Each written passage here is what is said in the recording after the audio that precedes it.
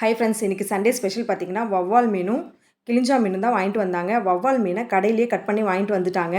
கிளிஞ்சா மீன் மட்டும் அப்படியே கொண்டு வந்துட்டாங்க. இதை இங்கே எப்படி க்ளீன் பண்ணணுன்னா, மீனை இந்த மாதிரி எடுத்துக்கலாம். தலைப்பகுதியை இந்த மாதிரி பிச்சு எடுத்துக்கோங்க. தலை வேண்டாம் அப்படின்னா கட் பண்ணி போட்டுருங்க. நான் எப்போவுமே குழம்புல தலையோடு சேர்த்து தான் போடுவேன். அப்போ தான் குழம்பு டேஸ்ட்டாக இருக்கும். இந்த மாதிரி மீனை சிசரை வச்சு தான் நான் கட் பண்ணி எடுத்திருக்கேன். வாழை இப்படி கட் பண்ணிக்கோங்க. அதுக்கப்புறம் பக்கத்தில் இருக்க துடுப்பெல்லாம் கட் பண்ணி எடுத்துக்கோங்க. இந்த மாதிரி எல்லா மீனையும் கட் பண்ணி எடுத்ததுக்கப்புறம் ஃபஸ்ட்டு ஒரு 2 தடவை நம்ம நல்லா அலசி எடுத்துக்கலாம். இந்த மாதிரி நல்லா அலசி எடுத்ததுக்கப்புறம் வேறு பாத்திரத்தில் மாற்றிக்கோங்க.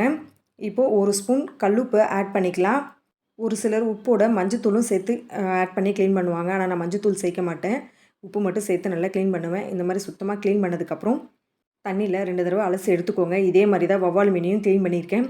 இந்த வீடியோ உங்களுக்கு பிடிச்சிருந்துன்னா ஒரு லைக் பண்ணுங்கள், ஷேர் பண்ணுங்கள், கமெண்ட் பண்ணுங்கள், மறக்காமல் சப்ஸ்கிரைப் பண்ணுங்கள் ஃப்ரெண்ட்ஸ். பாய்.